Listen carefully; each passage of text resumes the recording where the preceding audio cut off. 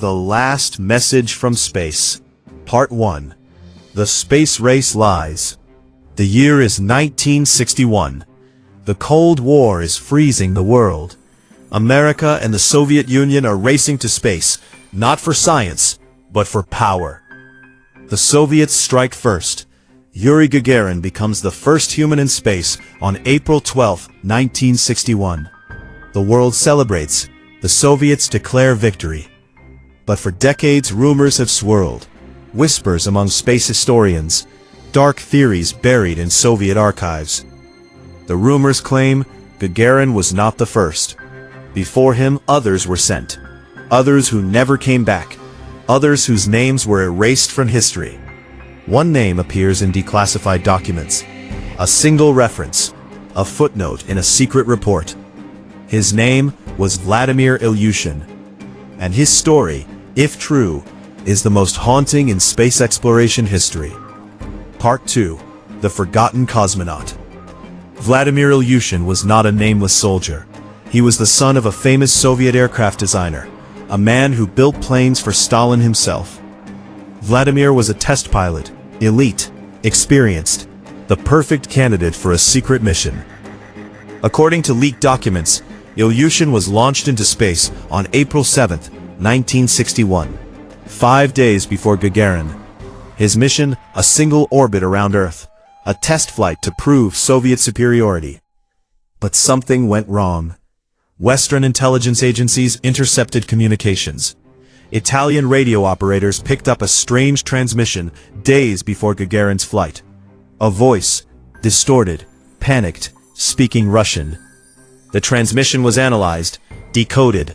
The words were fragmented, but chilling. Conditions are worsening, can't control, cabin pressure dropping, I'm burning up, please. Then silence. The Soviet Union never acknowledged the mission. No announcement, no hero's funeral.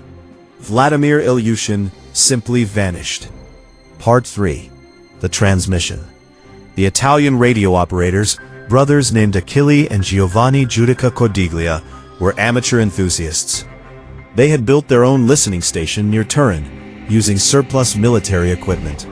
On the night of April 7, 1961, they heard something extraordinary. A voice, weak, broken by static, speaking Russian. They recorded it, they analyzed it, they alerted authorities. The recording still exists. You can find it online today. I can't see anything. The stars are gone. I don't know where I am. I'm so cold, so cold. The voice becomes weaker, more desperate. Tell my mother. Tell her I love her. Tell her. The transmission cuts off. For years, skeptics dismissed the recording as a hoax, radio interference, misinterpretation. But in the 1990s, after the Soviet Union fell, new evidence emerged. Declassified KGB documents referenced Incident 7461, a failed mission, a cosmonaut lost. The documents did not name him, but the date matched Ilyushin's alleged launch. And the cause of failure? A malfunction in the spacecraft's heat shield. The same heat shield that, if failed, would cause the cosmonaut to burn alive during re-entry. I'm burning up. Part 4. The official story. The Soviet Union denied everything.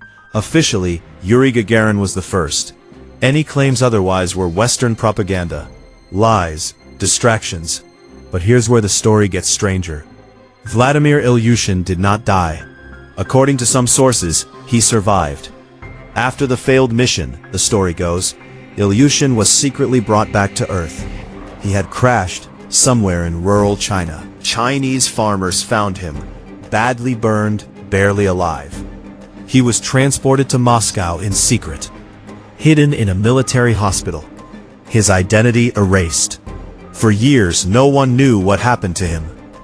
Then, in the 1990s, a journalist tracked down an elderly man living in a Moscow apartment. The man's face was disfigured, scarred by severe burns. He walked with a limp. He refused to give his name. But when the journalist mentioned space, the man's eyes changed. He said only one thing: some things are better left in orbit. Then he closed the door. Part 5. The evidence. Let's look at the evidence. What do we actually know? Fact 1. The Soviet Union had a secret space program.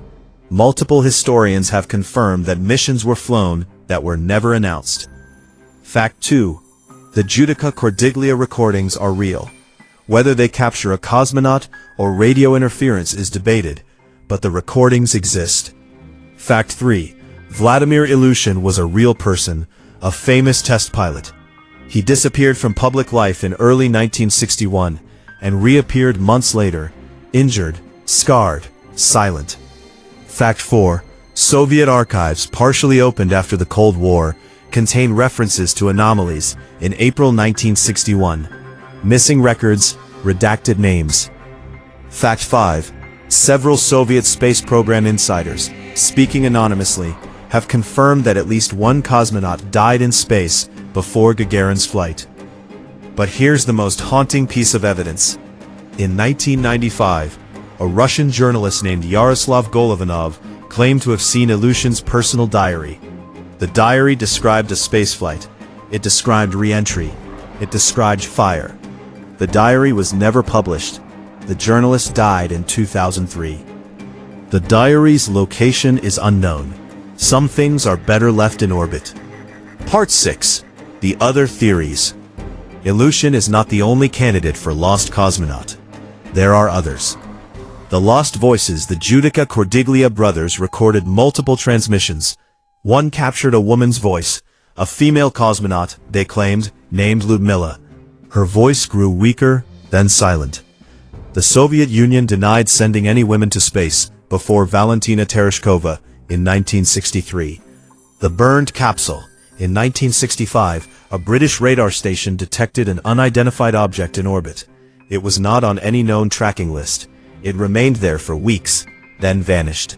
Some believe it was a derelict spacecraft, a tomb, orbiting Earth. The sealed records.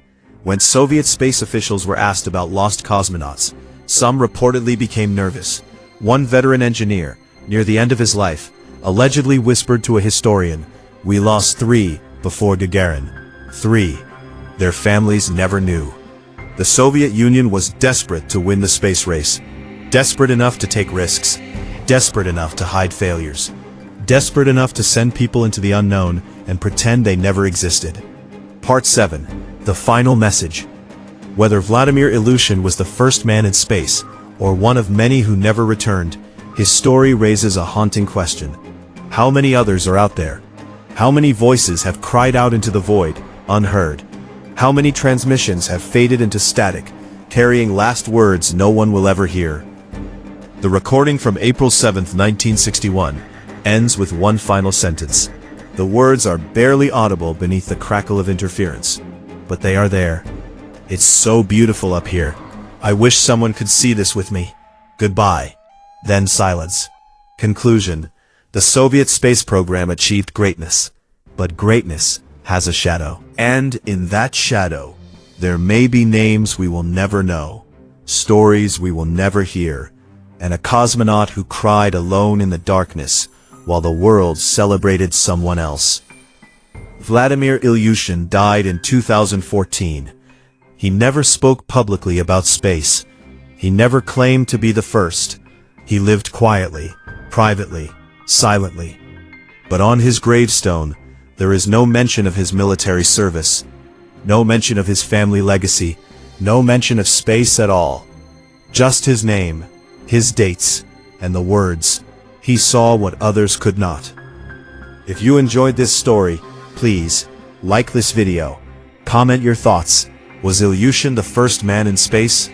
Subscribe to Kobu for more untold mysteries.